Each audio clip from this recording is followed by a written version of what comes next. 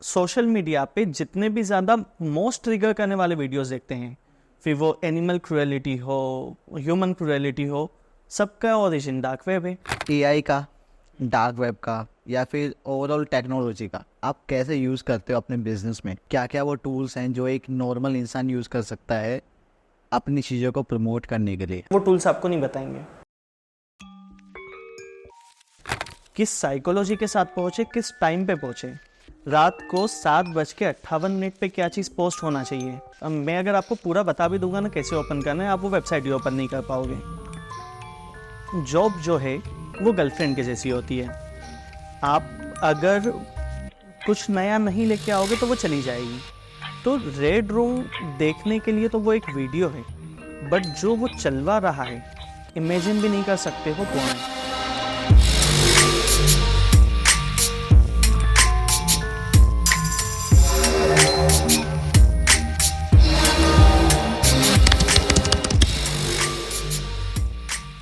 Hello Siddharth sir, कैसे हैं आप?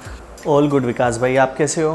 मैं भी बहुत ही अच्छा हूँ सर। सबसे पहले तो थैंक यू सो मच अपना ये कीमती समय में से हमें थोड़ा समय देने के लिए। आप हमारे दी यंग पॉडकास्ट के सेट पर आए और एक ज़बरदस्त टॉपिक के बारे में आज हम बात करने वाले हैं। मैं ऑडियंस को बताना चाहूँगा आज जिस टॉपिक के बारे में आज हम बात करने वाले हैं वो कहने को तो सबको पता है उसके बारे में और सब लोग कहीं ना कहीं यूज़ भी कर रहे हैं, लेकिन ना सर लोगों को पता नहीं है कि उनका सही यूज़ क्या है, कितना ख़तरनाक हो सकता है, क्या इससे हमें कुछ नुकसान भी है, पॉजिटिव चीज़ें ज़्यादा हैं, नेगेटिव चीज़ें ज़्यादा हैं, या फिर इसको हम कैसे कैसे यूज़ कर सकते हैं। मैं बेसिकली बात कर रहा हूँ आर्टिफिशियल इंटेलिजेंस की। सर जो हैं सिद्धार्थ सर मैं आपसे ही जानना चाहूँगा थोड़ा कुछ आपके बारे में। आप अपने आप को कैसे इंट्रोड्यूस करते हैं? सो बेसिकली हम फिजिटल मार्केटिंग करते हैं। फिजिटल मार्केटिंग में हमने डिजिटल अप्रोच को तो एडॉप्ट किया है, साथ ही साथ एक चीज़ को करने की जो ट्रेडिशनल अप्रोच है उसका एक कॉकटेल बना के हम अपने क्लाइंट्स को डिलीवर करते हैं। जैसा आपने देखा होगा कि अब नई नई टेक्नोलॉजीज आ रही हैं, हमारी टीम उसे भी एडॉप्ट करती है। So that's what all we do. So basically simple words में मैं बात करूँ तो आप डिजिटल मार्केटिंग में काम करते हो और उसमें कुछ आपके अलग तरीके हैं जिससे आपकी जो सर्विसेज हैं वो लोगों से अलग स्टैंड करती हैं, जो आपकी यूएसपी है मैं कहूँ तो। सर हमारी ना कॉल पर बात हुई थी, ऑफ कैमरा हमारी बात हुई, तो हमने ना काफ़ी सारी चीज़ें डिस्कस की, एआई के बारे में, डार्क वेब के बारे में, और भी कई सारी ऐसी चीज़ें हैं जो टेक्नोलॉजी को लेकर है, जो मैंने खुद काफ़ी टाइम बाद या फिर मैंने खुद वो पहली बार सुनी। तो मैं थोड़ा सा उन्हीं सब चीज़ों के बारे में आपसे डिस्कस करना चाहता हूँ। हम आपके जो बिज़नेस उस पर भी आएंगे। मैं सर सबसे पहले आपसे जानना चाहता हूँ जो एआई है, आर्टिफिशियल इंटेलिजेंस, सबसे पहले तो सर उसका क्या सच में फ्यूचर है? लोग जो हैं क्या उसको सबको पता है कि उसको ना गलत तरीके से यूज़ किया जाता है, तो क्या लोग उसका सच में सही तरीके से यूज़ करना सीख पाएंगे? फ्यूचर क्या है, कैसा है? देखो, जिस चीज़ पे सब चीज़ों का फ्यूचर डिपेंड है, आप बताओ उसका फ्यूचर कैसा होगा। आर्टिफिशियल इंटेलिजेंस ज़्यादा कुछ नहीं है, अभी के लिए एक प्रोग्रामिंग कोड है जो बनाया इस बेसिस पे जाता है कि ह्यूमन की नीड क्या है। हमारी डे टू डे लाइफ में, हमारे बिजनेस में कोई भी चीज़ जो रिपीटेटिव मैनर में हो रही है उसको रिप्लेस करेगा एआई। अब उससे प्रोडक्टिविटी पहली बात तो हमारी इंक्रीज़ होने वाली है। सेकेंड चीज़ जो उससे होने वाली है वो ये है कि इंसान अब क्वांटिटी पे काम नहीं करेगा, क्वालिटी पे काम करने शुरू करेगा। तो ऑब्वियस सी बात है एआई का फ्यूचर बहुत ब्राइट है। अभी हमने देखा है कि काफ़ी सारी चीज़ें आई हैं। अब ऑब्वियस सी बात है कोई चीज़ अच्छी आती है तो उसके नेगेटिव यूज़ भी होते हैं। जैसे अभी रिसेंट की बात है, अनुष्का सेन का एक वीडियो वायरल हुआ, थोड़े टाइम पहले रश्मिका मंदाना का वीडियो वायरल हुआ था। अभी इलेक्शन कैंपेन्स में पार्टीज़ ने फेक एलिगेशन लगाने के लिए डीप फेक के वीडियोस बना के यूज़ करें, तो ये नेगेटिव पॉइंट्स हैं। अब ऑब्वियस सी बात है कि गवर्नमेंट इस पर कुछ ना कुछ तो एक्शन लेगी, बट एआई ऐसी चीज़ है जो हमारी लाइफ बहुत ईजी करने वाली है। सर मैं आपसे थोड़ा जानना चाहता हूँ, आपने अभी बताया एक स्कैम के बारे में, डीप फेक जो वीडियोस होते हैं उनके बारे में आपने बताया, तो आई थिंक कि डीप फेक वीडियोस तो पहले भी बनती थी एडिटिंग के थ्रू। अब वो चीज़ें काफ़ी आसान हो गई हैं, कोई भी बना सकता है एआई का यूज़ करके। तो सर इस हिसाब से अगर देखा जाए तो जितना मुझे समझ में आता है तो इसके नुकसान ज़्यादा हैं। फ़ायदा क्या है सर? डीप फेक वीडियो चलो ठीक है, एआई पे अगर आए तो उसका कुछ ना कुछ काम होगा, उसका काम क्या है? देखो उसके काम बहुत सारे हैं। अभी एआई जिस इंडस्ट्रीज़ में आया है वो मेनली है, एक तो डिजिटल मार्केटिंग का सेक्टर, इसके अलावा है डिजिटल से रिलेटेड कुछ भी है तो उसमें एआई आया है। जैसे एक ऐप लॉन्च हुआ है, आपको खाना खाना है, आपको कुकिंग नहीं आती है, कोई बात नहीं, आप फ्रिज ओपन करो, कैमरे से स्कैन करो, वो आइटम खुद आइडेंटिफाई कर लेगा और आपको बता देगा कि आप ये 5 डिशेस बना के खा सकते हो। सो इससे लाइफ बहुत ज़्यादा ईजी होने वाली है। और जो लोग बोल रहे हैं कि इसके नेगेटिव इफेक्ट ज़्यादा हैं, एक सिंपल सी बात है, आज से 15 साल पहले हमने इमेजिन करा था क्या कि मोबाइल फ़ोन इतने काम करेंगे? नहीं। मतलब पोस्ट कार्ड लोग लिखते थे, वो जाता था, 1 हफ्ते के बाद मैसेज मिलता था, वो चीज़ अब कितनी ज़्यादा ईजी हो गई है।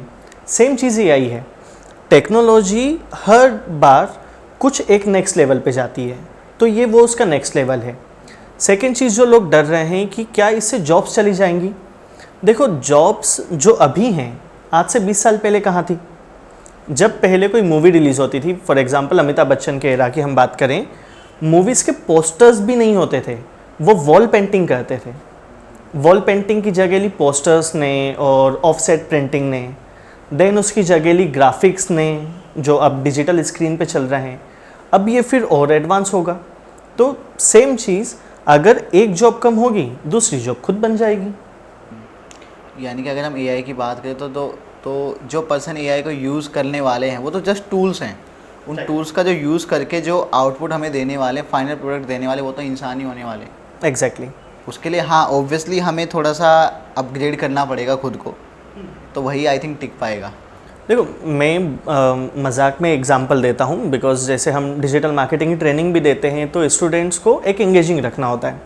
तो मैं एक एग्जांपल देता हूँ कि जॉब जो है वो गर्लफ्रेंड के जैसी होती है। आप अगर कुछ नया नहीं लेके आओगे तो वो चली जाएगी। सो अब टेक्नोलॉजी नहीं आ रही है, अगर आप अपनी स्किल्स में उन टेक्नोलॉजी को ऐड नहीं करोगे तो वो चली जाएगी। फॉर एग्ज़ाम्पल आज से कुछ टाइम पहले तक, 2 साल पहले, अगर मुझे ग्राफिक बनाना है, मुझे हायर करना पड़ता था एक कंटेंट राइटर, मुझे हायर करना पड़ता था एक graphic designer. Content writer content देता था, ग्राफिक डिज़ाइनर डिज़ाइन बनाता था। अब चैट जीपीटी से कंटेंट राइटर का जो दिन भर का काम है वो 15 मिनट में हो जाता है। तो अब क्यों ना ग्राफिक डिज़ाइनर ही वो काम करना सीख लें, तो इससे प्रोडक्टिविटी उनकी कितनी इंक्रीज़ हो गई। तो अगर मैं एक बिजनेसमैन पॉइंट ऑफ व्यू से बात करूं तो मेरी कम कॉस्ट में ज़्यादा काम हो रहा है। सेकेंड चीज़, अगर मैं एम्प्लॉय पॉइंट ऑफ व्यू से बात करूं, उससे भी तो कुछ नया सीखने को मिल रहा है। सो बहुत ज़्यादा टेंशन वाली चीज़ नहीं है। नई टेक्नोलॉजी आ रही है, टेक्नोलॉजी से डरने की ज़रूरत नहीं है। टेक्नोलॉजी एडॉप्ट जो नहीं करेगा बस वो आउट ऑफ मार्केट होगा। जैसे एक छोटे से गांव में बैठा हुआ 70 साल का बुजुर्ग आदमी एटीएम यूज़ कर रहा है, अगर वो बोलता मैं यूज़ नहीं करूँगा तो वो कैसे पैसे निकालता? बैंक जाकर लाइन में लगकर कितनी परेशानी होती। टेक्नोलॉजी ने काम आसान किया ना, सेम एआई काम आसान करेगा। एआई का बस एक ही नेगेटिव इफेक्ट हुआ है कि वर्चुअल वर्ल्ड और रियलिटी वर्ल्ड में डिफरेंस बहुत कम हो गया है, बहुत थिन लाइन बच गई है।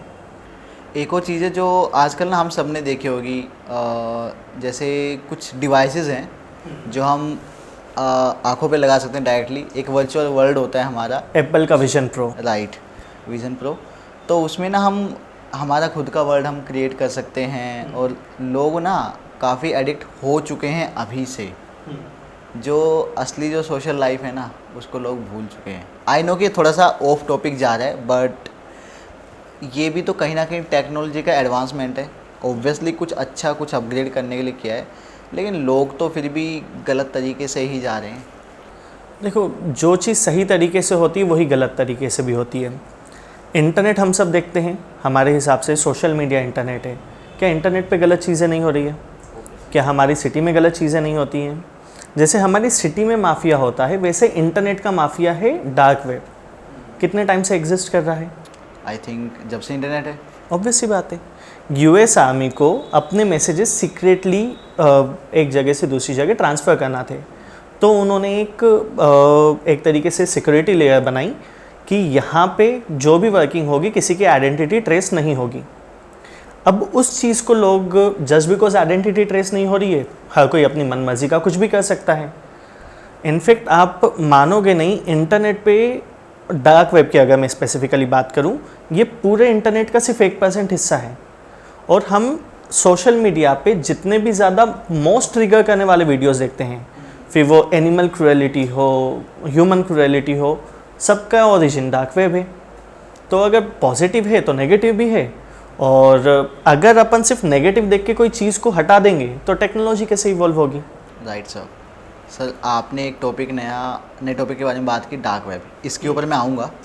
उससे पहले ना सर, मैं थोड़ा सा अपना पॉइंट ऑफ व्यू देना चाहता हूँ AI को लेके। लाइक सर, हमने स्कैम्स की बात की, तो अभी हमने डीप फेक वीडियोज़ के बारे में बात की। उसके अलावा जो आजकल बहुत ही प्रोमिनेंट है और लोग उसको ना काफ़ी लाइटली ले रहे हैं और उसको एज अ मीम कल्चर का पार्ट बनाया हुआ है, वॉइस AI। Voice, exactly. आपकी वॉइस है, वो किसी ने भी सुनी, वो आपकी वॉइस कॉपी कर सकता है और जो भी वो चाहे आपकी वॉइस में वो एक ऑडियो रिलीज़ कर सकता है, बना सकता है। तो आप खुद ही सोचो कि जब तक ये मजाक के रूप में, जब तक किसी तीसरे पर्सन की या फिर किसी बॉलीवुड एक्टर की या किसी सेलिब्रिटी की वीडियोस बन रही है फ़नी टाइप में, तब तक हमें मज़ा आ रहा है, सब कुछ अच्छा है। लेकिन अगर वो बात हम पर आ गई, डेफिनेटली वो चीज़ गलत है। तो ऑब्वियसली सर, मैं समझ गया हूँ कि डिपेंड करता है कि यूज़ करने वाला कौन है, उसके इंटेंशंस क्या है। टेक्नोलॉजी जो है वो तो एक अच्छे काम के लिए ही है। एक चीज़ ना, एक केस मैंने कुछ दिन पहले सुना था, वॉइस AI से रिलेटेड ही। एक लड़की होती है, डेली कोचिंग में आना जाना रहता है उसका। ये यहाँ का केस नहीं है, ये आई थिंक US का केस है। ओके।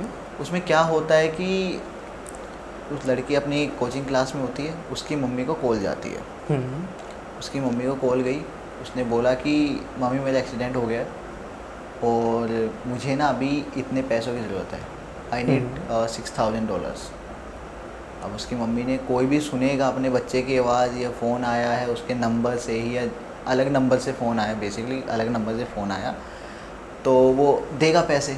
तो उनकी मम्मी ने पैसे तुरंत उन्होंने बताया कि आप इस अकाउंट में ट्रांसफ़र कर दीजिए। उन्होंने तुरंत $6,000 ट्रांसफ़र कर दिए। अब क्या होता है कि मम्मी तो टेंशन में है कि क्या हुआ, मेरे बच्चे का एक्सीडेंट हो गया, क्या है क्या नहीं। उसके बाद कुछ ही देर बाद उस लड़की का दोबारा कॉल आता है, लेकिन इस बार कॉल आया उसके खुद के नंबर से, ऐसे जनरली कि ओके मम्मी, अब मैं फ्री हो गई हूँ, मैं आ रही हूँ, मैं घर इतने दिन पहुँचा, अब खाना बना के रेडी हूँ। तो पूछती है, ओके तुम्हारी तबीयत कैसी, वो कैसी। तो मुझे क्या हुआ है, अभी तुम्हारा तो कॉल आया था, तुम्हारा एक्सीडेंट हो गया था, तुम्हें $6,000 मांगे। नहीं मम्मी, मैंने तो मांगे नहीं। तो ये एक केस था, और मैंने मतलब सुना है, कहीं और सुना है इस केस के बारे में। आई एम नॉट श्योर ये असली है या नकली है, लेकिन हाँ, ये चीज़ हो ज़रूर सकती है, जैसे हम ट्रेंड्स देख रहे हैं उस हिसाब से। नहीं, एक्चुअली ये चीज़ हो रही है, इंडिया में भी बहुत ज़्यादा हो रही है।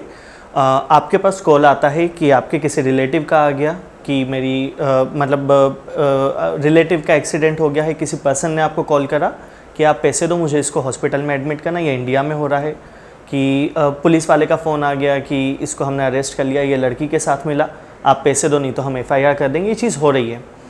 इससे बचने के लिए आपके व्यूअर्स को अपन बता देते हैं 2-3 चीज़ें इनको ध्यान रखना है। सबसे पहली चीज़, स्कैमर कोशिश करते वर्चुअल नंबर यूज़ करने की, वो ओरिजिनल नंबर बहुत कम केस में यूज़ करते हैं।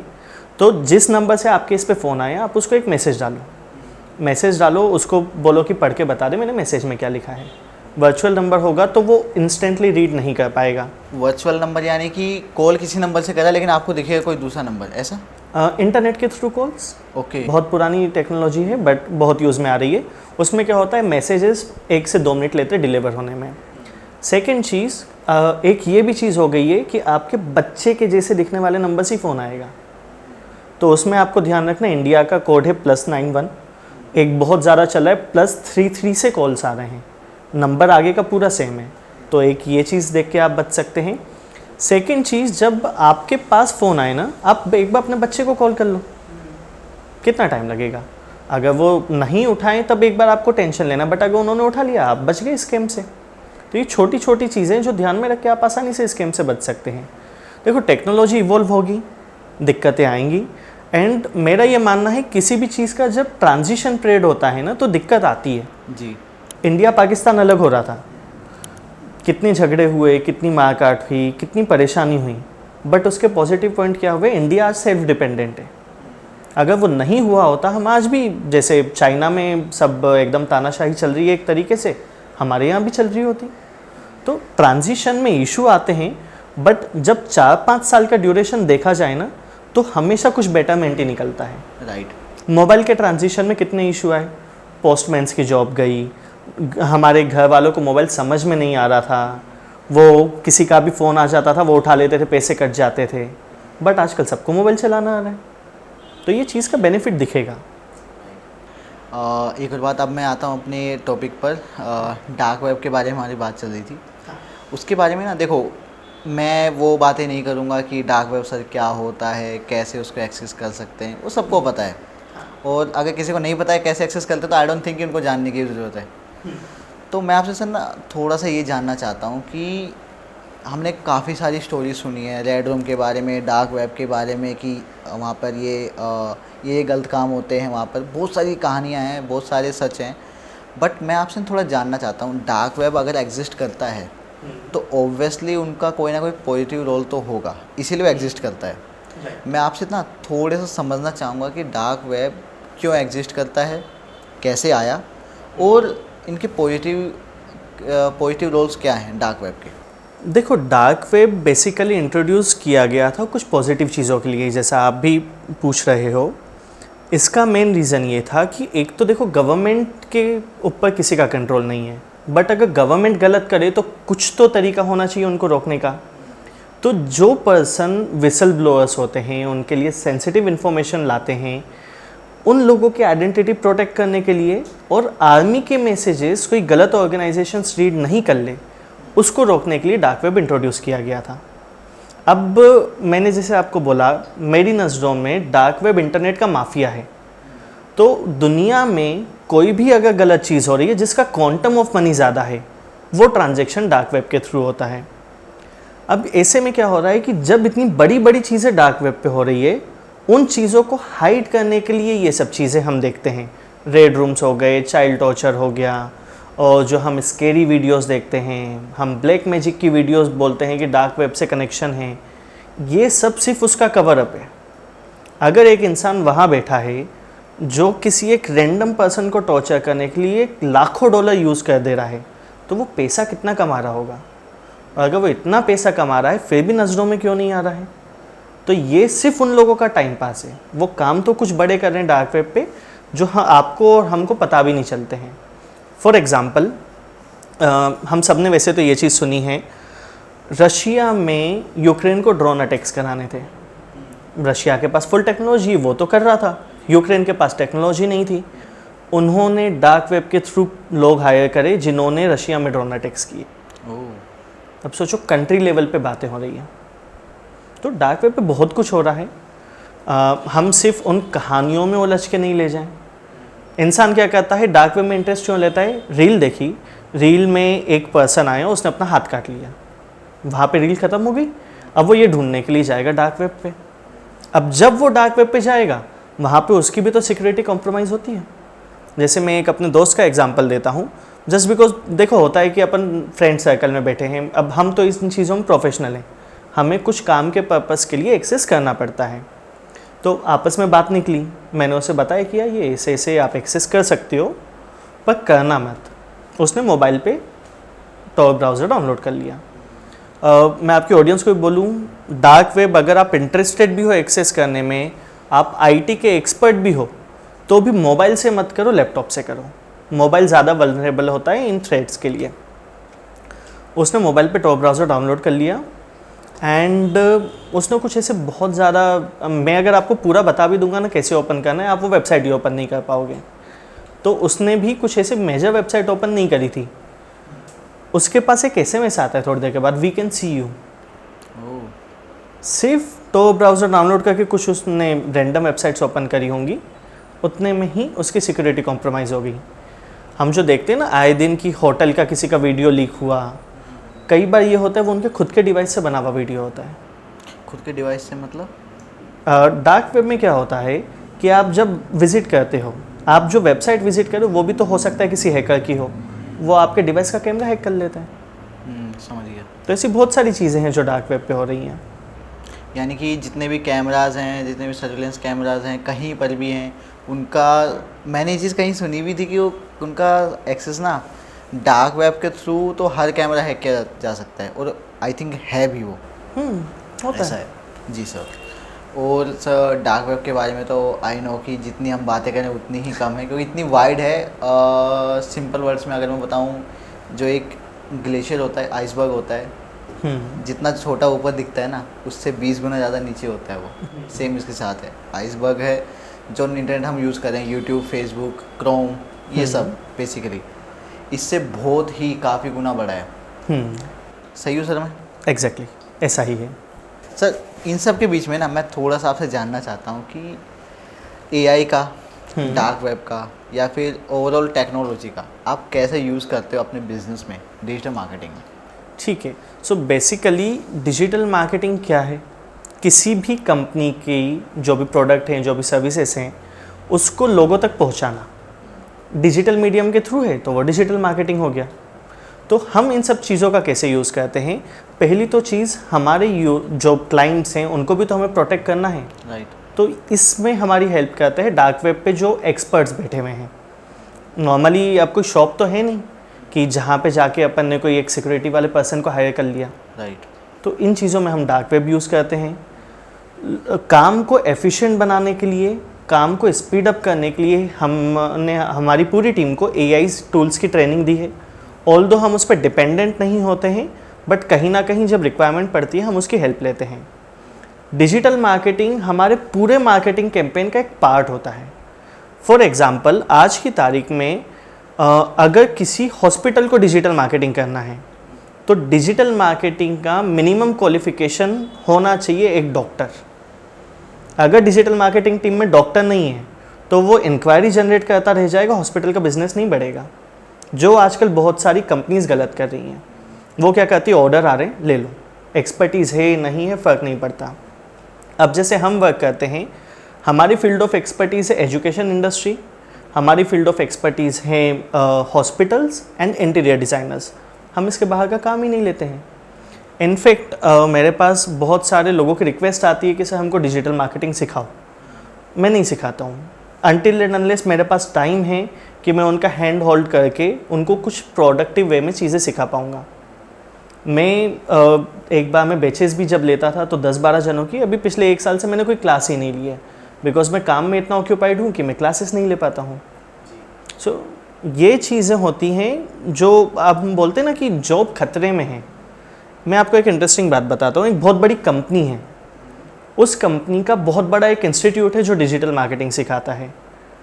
पर्सन जब वहाँ से डिजिटल मार्केटिंग सीख के आता है, इतनी आउटडेटेड नॉलेज उसके पास होती है कि हम उसको 2,000-2,500 रुपये की इंटर्नशिप पे रखते हैं।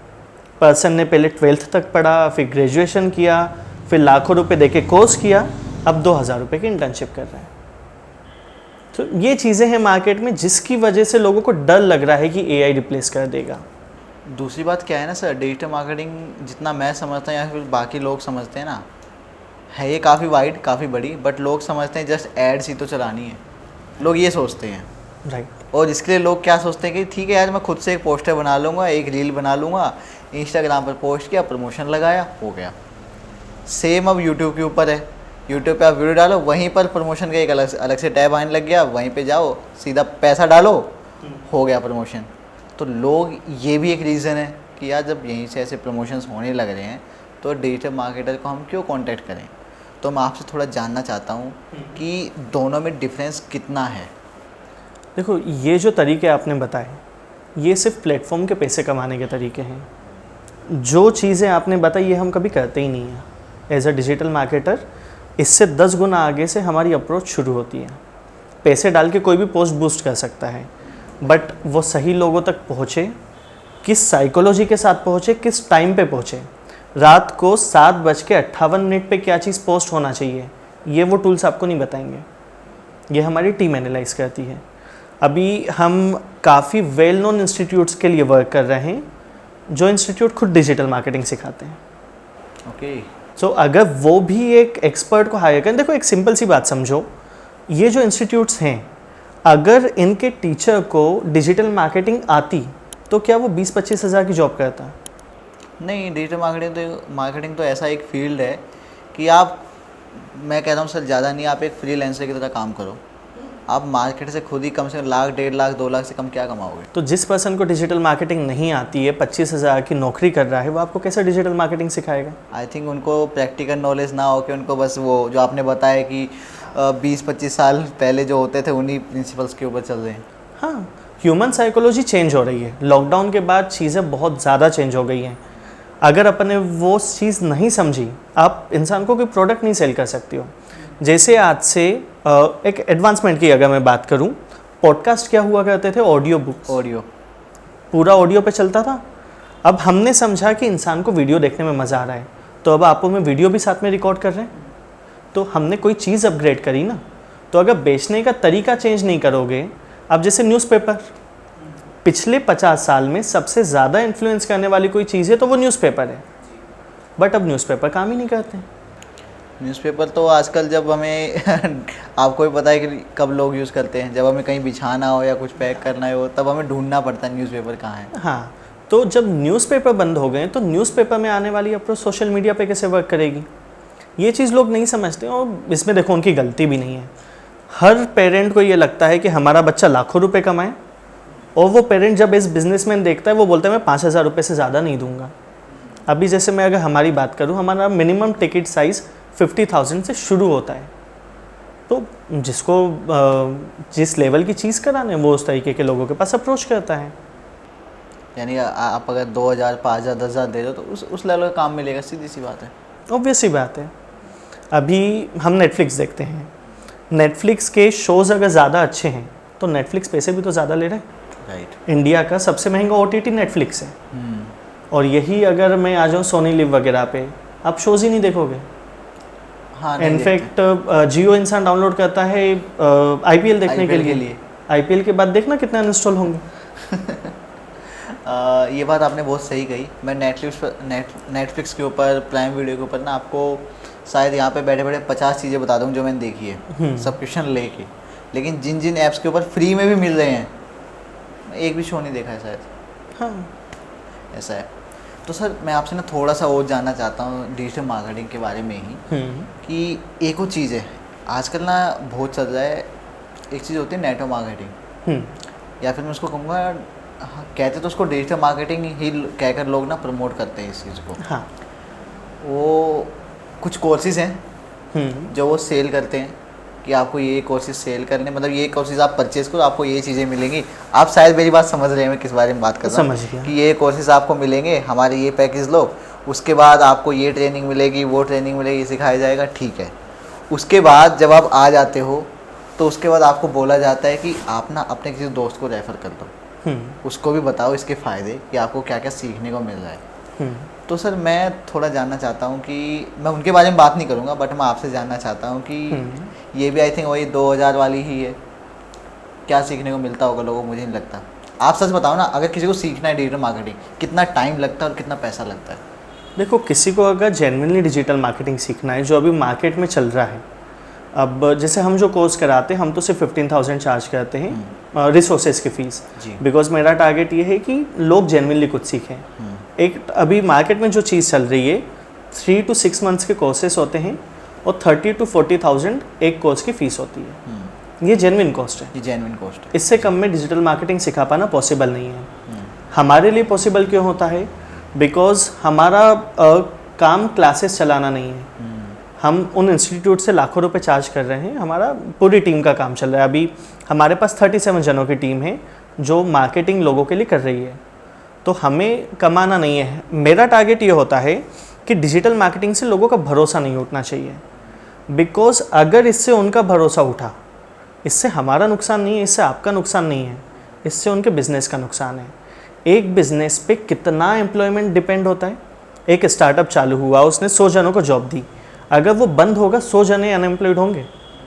तो हमारा कहीं ना कहीं इसका पूरा इफेक्ट अगर डिजिटल मार्केटिंग रिजल्ट नहीं देगा तो जो सब पूरी दुनिया उस पर डिपेंडेंट है वो देश को पीछे ले जाएगी। और ये मेरा ये मानना है कि अगर आपको और हमको कुछ आता है, जैसे अब आप अपना इतना इम्पोर्टेंट टाइम निकाल के पॉडकास्ट रिकॉर्ड कर रहे हो, इतना एडिट करवाओगे, सब करवाओगे, जस्ट बिकॉज आप किसी को अवेयर करना चाह रहे हो। तो सेम चीज़ अगर हमें नॉलेज है तो हमें भी अवेयर करना चाहिए। एक और चीज़ सर, आपने थोड़ी देर पहले कहा कि आपके पास टीम है, या फिर जो एक जेन्युइन जो डिजिटल मार्केटर होता है उनके पास प्रॉपर टीम होती है, वो पूरा काम करते हैं, वो हर चीज़ को देखते हैं, परखते हैं कि कौन सी चीज़ किस टाइम पर पोस्ट होनी चाहिए, किस तक पहुंचनी चाहिए, सही ऑडियंस क्या है। सर मैं आपसे थोड़ा सा जानना चाहूँगा इंडिया की जो ऑडियंस है उनके बारे में। इंडिया की ऑडियंस कैसी है? आप जिन फील्ड्स पे काम करते हो, जिस भी फील्ड पे, आप लोगों को कैसे पता लगता है कि किस टाइम पर क्या पोस्ट करना है? ठीक है, देखो इन चीज़ों के लिए तो काफ़ी सारी एनालिसिस करना होती है, ह्यूमन साइकोलॉजी समझना पड़ती है, बहुत डीप की चीज़ें हैं। इसके अलावा छोटी मोटी टूल्स हैं, ACMrush हो गया, गूगल ट्रेंड्स हो गया, वहाँ से चीज़ें पता चलती हैं। इसके अलावा जो हमारी कंपनी का काम है वो ह्यूमन बिहेवियर समझना नहीं, ह्यूमन बिहेवियर को बनाना है। हम उस लेवल पे जाके वर्क कर रहे हैं, तो वो तो एक डिफरेंट चीज़ होगी। बट हाँ, एक अगर नॉर्मल पर्सन है उसके पास सफिशिएंट चीज़ें हैं इस चीज़ को समझने के लिए। अब हालांकि अगर मैं सोशल मीडिया की बात करूं तो अगर कोई पर्सन रील डाल रहा है, रील का कोई टाइम नहीं है। इंसान 24 घंटे में से 5 घंटे 45 मिनट सोशल मीडिया पे है, ये ऑन एन एवरेज है। आपो में 1 घंटा चलाते तो कोई 10 घंटे भी चला रहा है। सो ऐसी चीज़ें अब बहुत ज़्यादा कॉमन हो गई हैं। इंडिया का मार्केट है सस्ता, सुंदर, टिकाऊ। जिसने ये चीज़ समझी वो इंडिया में प्रोडक्ट नहीं बेच पाएगा। राइट। हम जिन क्लाइंट के लिए काम करते हैं, ट्रस्ट मी, जिससे मैं 1.5 लाख रुपए चार्ज कर रहा हूँ, मेरे पहले वो 20,000 वाले को गाली दे के भगा चुका है। और आप उससे इतना चार्ज कर रहे हैं और आपको दे भी रहा है, दे रहा है, काम मिल रहा है। ऑब्वियस सी बात है। तो अभी जो स्टार्टअप कल्चर आया है, स्टार्टअप कल्चर क्या है? एक सस्ता प्रोडक्ट लो, उसको शोशा अच्छा करो, महंगे में बेचो, बिकेगा। तो क्यों एक सिंधी किराने की दुकान वाला 1 रुपये का प्रॉफिट रख के शक्कर बेच रहा है? 32 रुपये की शक्कर आई, 33 रुपये में बेच के वो खुश है। एक स्टार्टअप आता है, वो बोलता है 32 रुपये की शक्कर मैं 60 रुपये में बेच के दिखाऊंगा, बेच रहा है। पानी फ्री में अवेलेबल है इंडिया में। आज की तारीख में भी आप अगर किसी के घर पे नॉक करके पानी मांगोगे, फ्री में मिलेगा। 20 रुपये की बोतल में बिक रहा है ना। सेम 20 रुपये की बोतल PVR में 100 रुपये की बिक रही है ना। जो पर्सन बाहर 20 रुपये की बोतल नहीं खरीदता या थोड़ा ढुलेगा 10 की बोतल दे दे, PVR में जाके 100 रुपये की बोतल खरीद रहा है। बेचने का तरीका बिकता है आजकल। कभी भी अब प्रोडक्ट बेस्ड मार्केट नहीं रहा है। अगर आपका बेचने का तरीका अच्छा है तो आपका प्रोडक्ट बिकेगा, नहीं है तो देश डूब जाना। कंपनियां क्या चीज़ है? सर क्या क्या वो टूल्स हैं जो एक नॉर्मल इंसान यूज़ कर सकता है अपनी चीज़ों को प्रमोट करने के लिए, अगर मैं डिजिटल मार्केटिंग से बाहर आऊँ तो? देखो, टूल्स जो हैं अभी भी जो ग्राउंड लेवल है वो बहुत सारी चीज़ें वर्क कर रही हैं। अगर आप डिजिटल मार्केटिंग से बाहर आओगे तो आपके पोस्टर्स अभी भी चल रहे हैं, रिज़ल्ट भली बहुत कम हो गया है, बट तरीके वही हैं। या तो आप डिजिटल के थ्रू कर लो, या तो 10 गुना पैसे देके 10% रिजल्ट लो। जी सर, मैं थोड़ा जानना चाहता हूँ टूल्स इन द सेंस, मेरा मतलब था कोई वेबसाइट या फिर कोई ऐप जिसके थ्रू, फॉर एग्जांपल मैं हूँ, मुझे अपनी सोशल मीडिया है या फिर मुझे अपना जो यूट्यूब चैनल है, जो मेरा बिज़नेस है, या फिर बिज़नेस तो नहीं कहेंगे इसको जो हमारा यूट्यूब चैनल है, हमारा पॉडकास्ट है, इसको मैं प्रमोट करना चाहता हूँ। अब उसके लिए तरीके 2 हैं। एक तो मैं आपको ही बोलूँ कि यार आप एक डिजिटल मार्केटर हो, आप मेरे को बताओ मैं कैसे अपना कंटेंट बाकी लोगों तक पहुँचा पाऊँ, जो लोग मुझे नहीं जानते, मुझे नहीं देखा है। एक तो तरीका ये है। दूसरा तरीका ये है कि मैं आपसे ही थोड़ा सा पूछ लूँ कि सर आप ना मुझे कोई ऐप बता दो ऐसा, या कोई वेबसाइट बता दो जहाँ से मैं कुछ चीज़ें, टैग्स हो गए, हैशटैग्स हो गए, या कुछ चीज़ें मैं सीख पाऊँ, समझ पाऊँ, सही टाइमिंग क्या है कंटेंट को पोस्ट करने, बहुत सारी चीज़ें। तो कोई ऐसा टूल है या कोई ऐसी वेबसाइट है जो कुछ हद तक बहुत ही बेसिक चीज़ों के बारे में लोगों की हेल्प कर पाए? यहाँ पर ही रोल आया है AI का। जी। लोगों की इन्हीं अप्रोचेस को सॉल्व करने के लिए AI आया है। फॉर एग्ज़ाम्पल, अगर मुझे अच्छा कैप्शन लिखना है कीवर्ड्स के हिसाब से, मैं ChatGPT से या गूगल जेमिनाई से वो ले सकता हूँ। इसके अलावा मैं आपको कुछ लिस्ट दे दूँगा आपके यूज़र्स के लिए डालने के लिए, आप उसको डिस्क्रिप्शन में डाल देना। जैसे आपने हैशटैग की बात करी, अब ये हमारी अप्रोच है कि हैशटैग काम नहीं कर रहे हैं, बट लोगों के हिसाब से कर रहे हैं ना। तो हैशटैग कौन से जनरेट करना है उसकी एक वेबसाइट है। कौन से टॉपिक्स नए लाना है उसकी वेबसाइट है। मैं आपको वो लिंक दे दूंगा, आप डिस्क्रिप्शन में डाल देना। आजकल तो सर टूल्स ऐसे हैं, एआई टूल्स, कि वो आपको ये भी बता देते हैं कि लोग कौन सा कंटेंट देख रहे हैं और आपको ये कंटेंट अगला बनाना चाहिए। एग्जैक्टली अगर आप एक यूट्यूबर हो फॉर एग्जांपल, तो आपको वो ऐप ही बता देगा कि अब आप नेक्स्ट वीडियो आप ये बनाओ, इस कंटेंट के ऊपर बनाओ। यूट्यूब खुद सजेशन दे देता है। इनफैक्ट अभी के मार्केट में बिजनेसेस के लिए एआई फनल्स बहुत अच्छा काम करें। एआई फनल्स क्या होते हैं, मैं एक बेसिक से एग्जांपल दूं। पर्सन ने आपकी पोस्ट देखी, वो पोस्ट देख के उसने क्लिक करा आपकी वेबसाइट पे गया, तो वो फनल में एक सेकंड लेवल पे आ गया, वो इंटरेस्टेड पर्सन है। पर्सन ने वहाँ से आपको कांटेक्ट करने की कोशिश करी, वो आपके व्हाट्सएप पे आ गया। अब वो थर्ड फेज पे आ गया, उसने आपसे कांटेक्ट कर लिया है। व्हाट्सएप में भी चैटबॉट है। पर्सन ने मैसेज क्या किया, उस बेसिस पे उसको क्या रिप्लाई जाना चाहिए। फॉर एग्ज़ाम्पल एक कॉलेज का एग्जांपल लेते हैं। पर्सन उसके व्हाट्सएप पे आया, कॉलेज ने पूछा कि बताओ अब कौन सा कोर्स चाहिए, वो नेक्स्ट लेवल पे गया। अब उसने फॉर एग्जांपल बीकॉम सेलेक्ट किया, तो अब वो डायरेक्ट एडमिशन लेने की स्टेज पे आ गया है। अब यहाँ पे ह्यूमन इन्वॉल्वमेंट करके आप रिज़ल्ट जो है, काफ़ी सारे जने गलती क्या करते हैं, यहाँ भी वो ह्यूमन को इन्वॉल्व नहीं करते हैं। अगर आप किसी भी फनल से ह्यूमन को हटा दोगे तो वो काम करना बंद कर देगी। बिकॉज मेरा ये पर्सनली मानना है, अभी के टेक्नोलॉजी के हिसाब से इंटेलिजेंस जो है वो आर्टिफिशियल नहीं हो सकती है। एआई खाना बना सकता है, खाना खिला नहीं सकता है। एआई आम को पका नहीं सकता है, वो ये बता सकता है टेम्परेचर कितना रखना है। सेम वे में जो बिज़नेस अभी की तारीख में गलती करते हैं कि वो ह्यूमन को हटा देते हैं, पूरा एआई पे डिपेंड होते हैं। तो जो एआई फनल हम भी अपने क्लाइंट के लिए बनाते हैं ना, हम उसके लास्ट स्टेज पे ह्यूमन को लेके आते हैं, क्योंकि जितना बेटर समझ अभी इंसान को इंसान सकता है, वो एआई अभी नहीं समझ सकता है। तो ये चीज़ें हैं जो मार्केट में बहुत अच्छी चल रही हैं। तो यानी कि हाँ, ऐसे ऐप्स हैं, ऐसे टूल्स हैं जिसको एक नॉर्मल इंसान भी यूज़ कर सकता है अपनी खुद की प्रोफाइल्स को, खुद के बिज़नेस को प्रमोट करने के लिए। और अगर उसको सीरियसली सही तरीके से सही लेवल पर करना है तो सिद्धार्थ सर हैं वो उनकी हेल्प करेंगे और डेफिनेटली करेंगे जी। सर, आप बता रहे थे कि आप हर सेक्टर के लिए काम नहीं करते, आप बेसिकली कुछ लिमिटेड सेक्टर्स के लिए काम करते हो, तो थोड़ा सा उन सेक्टर्स के बारे में बात कर सकते हैं? बात कर सकते हैं, कोई दिक्कत नहीं है। देखो, हम जो बेसिकली वर्क करते हैं वो है एक हॉस्पिटल सेक्टर। हम समझते हैं कि डॉक्टर की क्या अप्रोच होना चाहिए हॉस्पिटल्स को प्रमोट करने के लिए। सिर्फ ऑपरेशन करना उसका टारगेट नहीं होना चाहिए। तो जब हम किसी डॉक्टर के साथ वर्क करते हैं, हम पहले देखते हैं वो एथिकल पर्सन होना चाहिए, तभी हम उसको पेशेंट्स ला के देंगे। हम जब इंस्टीट्यूट्स के साथ वर्क करते हैं, हम ये देखते हैं कि इंस्टीट्यूट जो चीज़ प्रॉमिस कर पा रहा है वो उसे डिलीवर करेगा कि नहीं। जैसे वो एक नया कोर्स लेके आया, क्या वो इंसान के लिए रिलेवेंट है? अगर वो है तो हम उसके लिए काम करेंगे। इसके अलावा छोटे मोटे सेक्टर्स हैं जो कि बहुत मेजर चीज़ नहीं है, जो इंटीरियर डिज़ाइनर्स हो गए, फर्नीचर वाले हो गए, वो भी हमें अप्रोच करते हैं। तो यानी कि आपका बेसिक प्रिंसिपल ये है कि आप चीज़ें प्रमोट करने में हेल्प तो कर रहे हो, बट आपको ये मेक श्योर आप करते हो कि वो चीज़ सच में कितनी बेनिफिशियल है, कितनी वर्थ इट है, तभी आप लोगों तक, जो कस्टमर्स हैं या फिर लोग हैं जो उनके यूज़र्स हैं बेसिकली, उन तक वो चीज़ पहुँचे। एग्जैक्टली। सर, एक चीज़ मैं आपसे जानना चाहता हूँ कि ठीक है, वो तो आपने एनालाइज कर लिया कि हाँ, ये प्रोडक्ट सच में वर्दी है, ये सर्विस वर्दी है, इसको प्रमोट करना चाहिए, नहीं करना चाहिए। आपके पास कुछ ऐसे केसेस भी आते होंगे जहाँ पे आपको लगता होगा कि नहीं यार, ये तो 2 नंबर का काम है, इसको तो मैं नहीं करूँगा, ऐसा कभी हुआ है आपके साथ? देखो, बीइंग अ सिंधी, हमारे लिए कोई भी काम 2 नंबर का नहीं है अगर वो सही तरीके से हो रहा है। जैसे अभी रिसेंटली मैंने एक वीडियो बनाई थी कि गैम्बलिंग बिजनेस को इंडिया में लीगली कैसे रन किया जा सकता है। गवर्नमेंट ने हर चीज़ की पॉलिसी बनाई है। अब मुझे एक बात बताओ, गौतम अडानी का नाम सबने सुना है? सबने सुना है।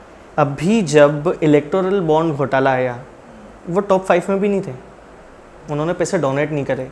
जो सबसे ज़्यादा डोनेट करने वाली कंपनी थी वो थी ये ड्रीम 11 जैसी कंपनीज। ड्रीम 11 नहीं थी, मैं उस कंपनी का नाम नहीं ले रहा हूँ।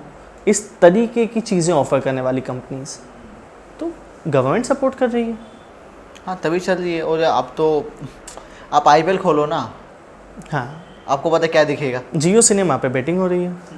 बैटिंग वर्ड गलत है, वो उसको कुछ फैंसी बोल के बेच रहे हैं। कभी आपने किसी को मना किया है? बहुत सारों को। हमारे पास बहुत सारे लोग आते हैं। देखो सिंपल सी बात है, मैंने आपको बोला कि पर्सन एथिकल होना चाहिए। गलत काम एथिकल वे में होता है तो कहलाएगा तो गलती ना।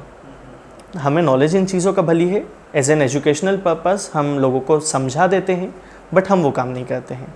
ओके सर, मैं आपसे थोड़ा जानना चाहूँगा, हमने बात की थी स्टार्टिंग में, पॉडकास्ट के स्टार्टिंग में हमने बातें उठाई थी एआई के बारे में।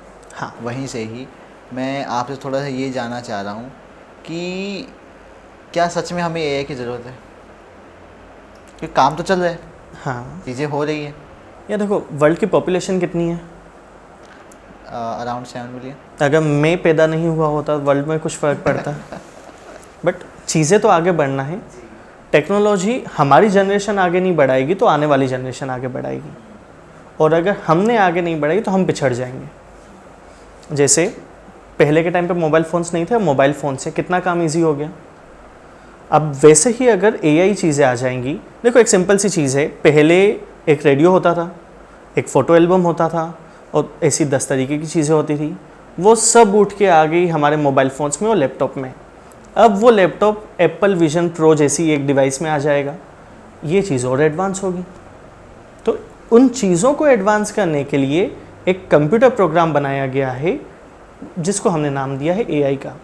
फ्रेंकली मैं आपको बताऊं, अभी तक एआई मार्केट में नहीं आया है। अभी जो चीज़ें चल रही है वो सब मशीन लर्निंग है। एआई जिस दिन आएगा वो इतना एडवांस होगा कि आप और मैं अभी बैठ के सिर्फ सोच सकते हैं उस बारे में।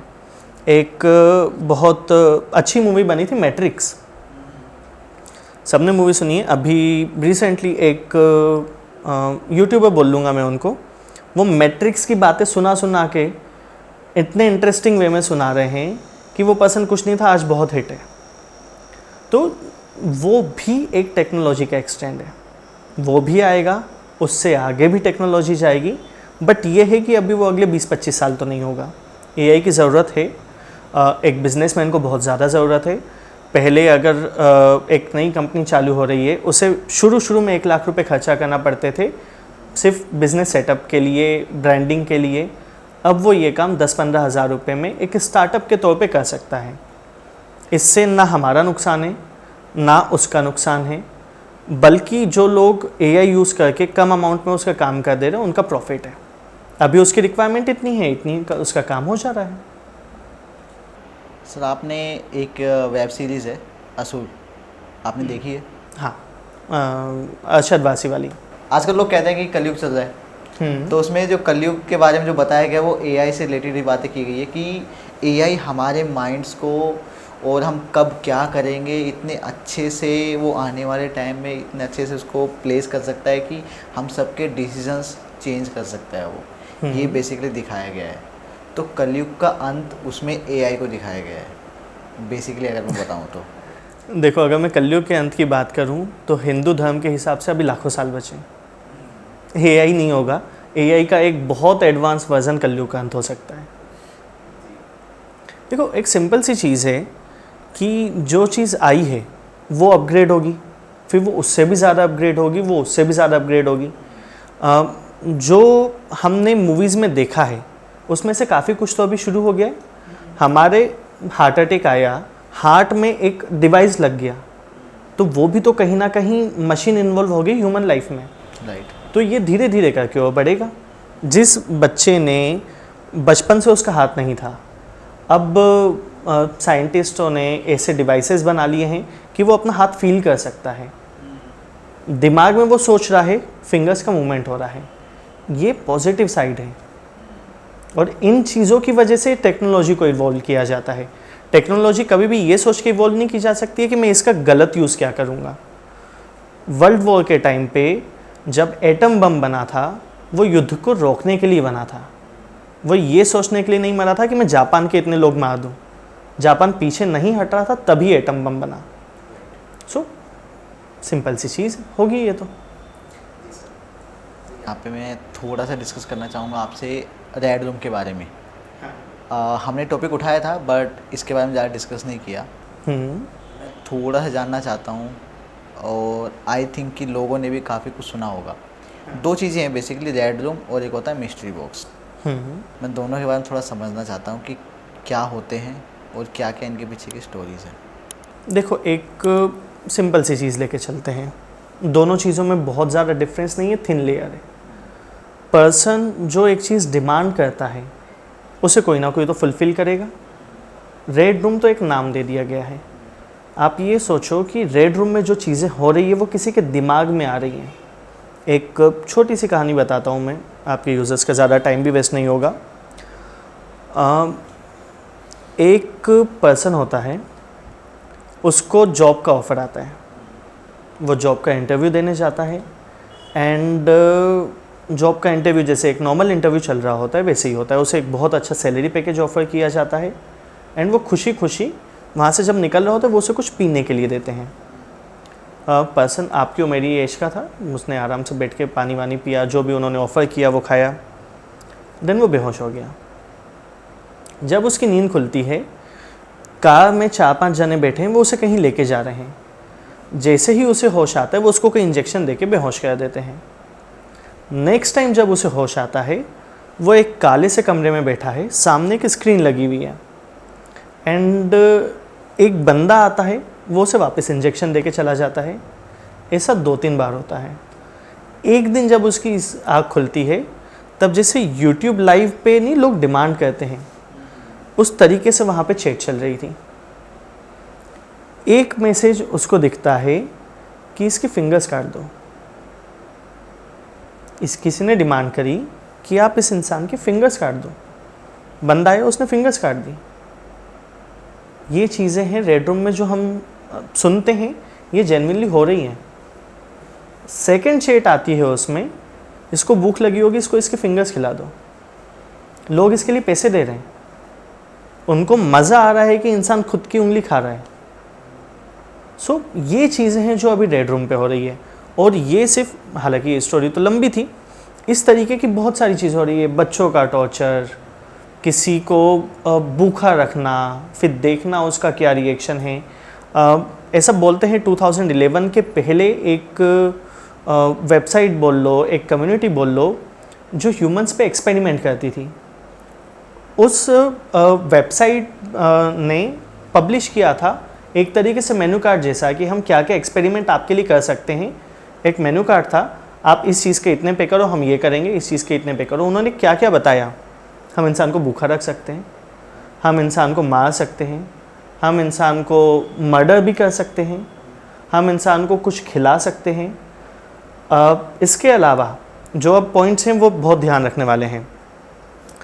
आप जितने दिन बोलोगे हम उसको एक्सरे में रखेंगे, आप जितने दिन बोलोगे हम उसको इंसेक्ट्स के बीच में रखेंगे, आप जितने दिन बोलोगे हम उसको एक केमिकल के प्रेजेंस में रखेंगे, आप जो मेडिसिन उसको देने का बोलोगे हम उसको वो मेडिसिन देंगे।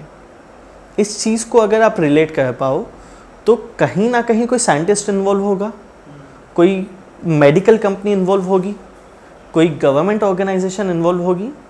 तो रेड रूम देखने के लिए तो वो एक वीडियो है, बट जो वो चलवा रहा है वो कौन हो सकता है आप और मैं नहीं जानते।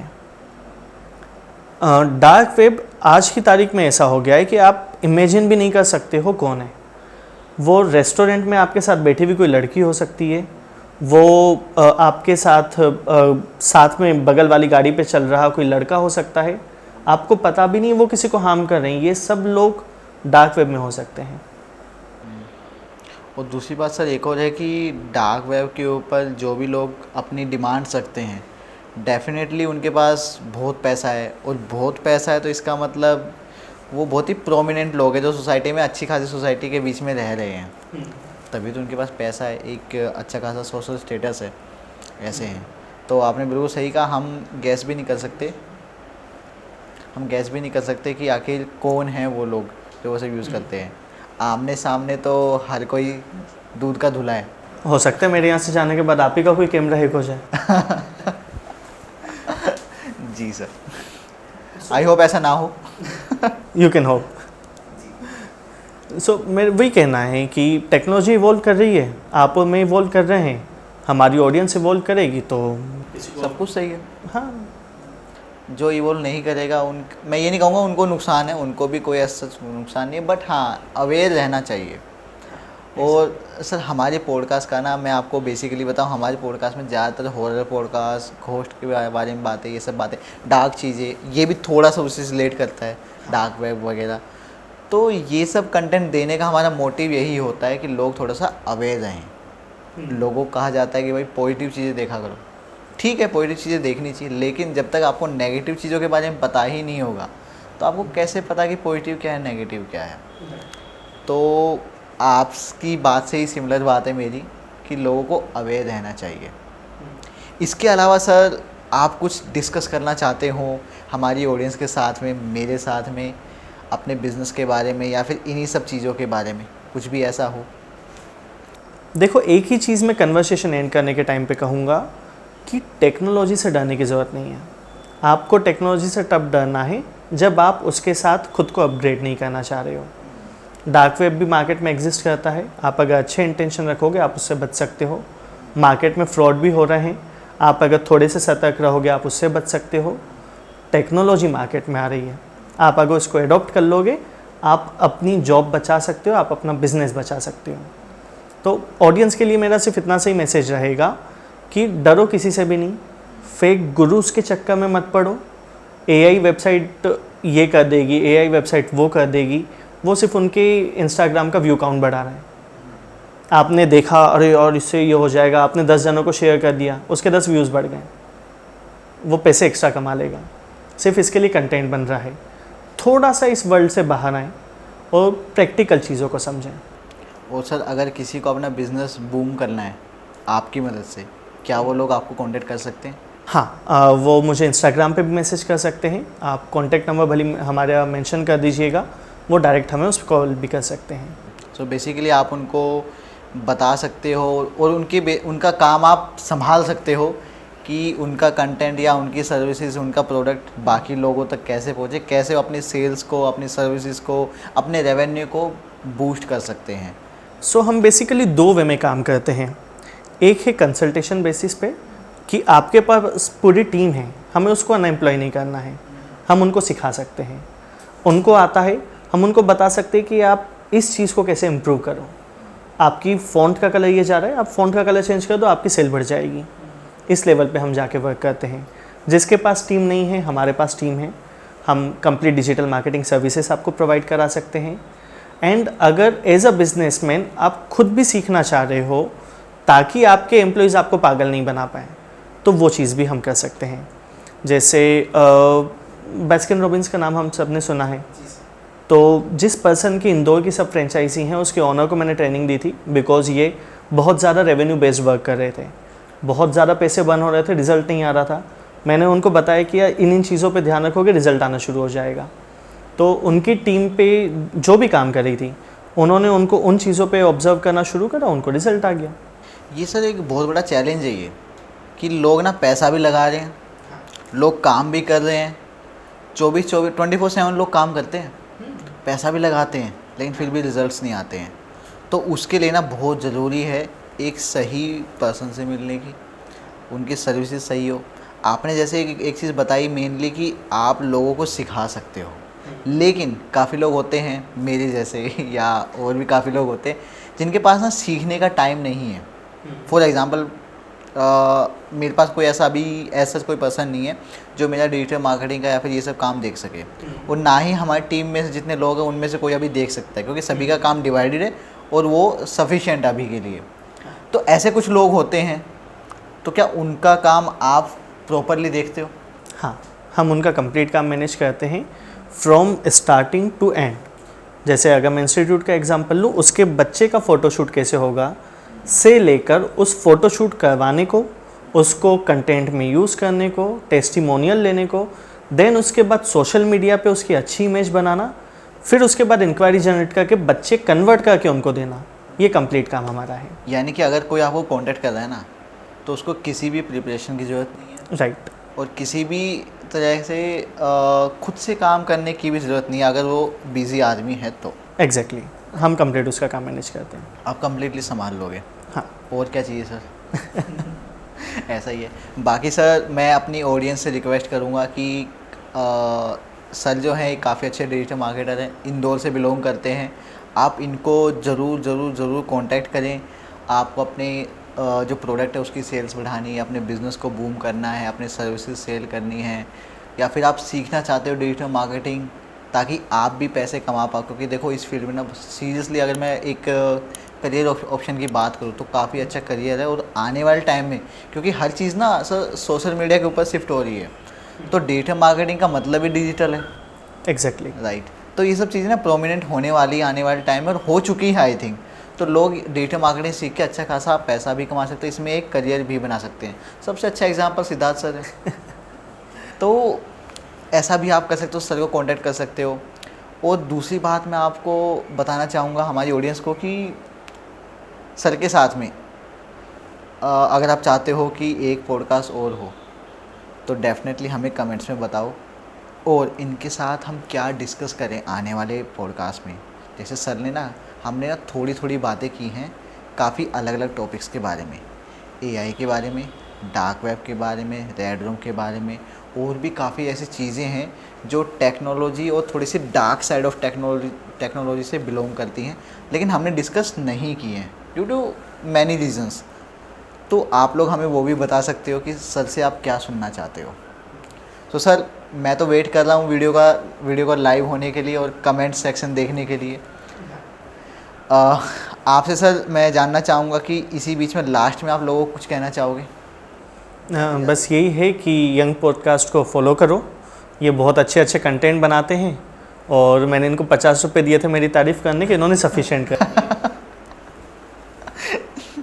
Thank you so much sir इतनी अच्छी एंडिंग के लिए। चलो थैंक यू सो बाकी मच। सर डेफिनेटली मैं कमेंट्स का वेट नहीं करने वाला। टू बी ऑनेस्ट मैं आपको ज़रूर कांटेक्ट करूंगा, एक ज़बरदस्त पॉडकास्ट हम करेंगे। इस बार प्लानिंग करेंगे कि मैं इंदौर आता हूँ, उसके बाद हम इंदौर भी आप हमें घुमाइएगा हमारी टीम को, और हम एक पॉडकास्ट भी करेंगे। मैं आपको वड़ा पाव भी खिलाऊंगा, यहाँ वाले से अच्छा मिलता है। डेफिनेटली सर यहाँ तो नहीं मिलता है। अच्छा नहीं मिलता है। राइट। ठीक है सर, दोबारा से मिलते हैं एक नए पॉडकास्ट में, नई कन्वर्सेशन के साथ में, नए टॉपिक्स के साथ में, और एक ज़बरदस्त पॉडकास्ट ज़बरदस्त कंटेंट लोगों के लिए लेके आते हैं। 100%। सर आज के लिए इतना ही। थैंक यू सो मच हमारे चैनल को विजिट करने के लिए। Thank you so much Vikas.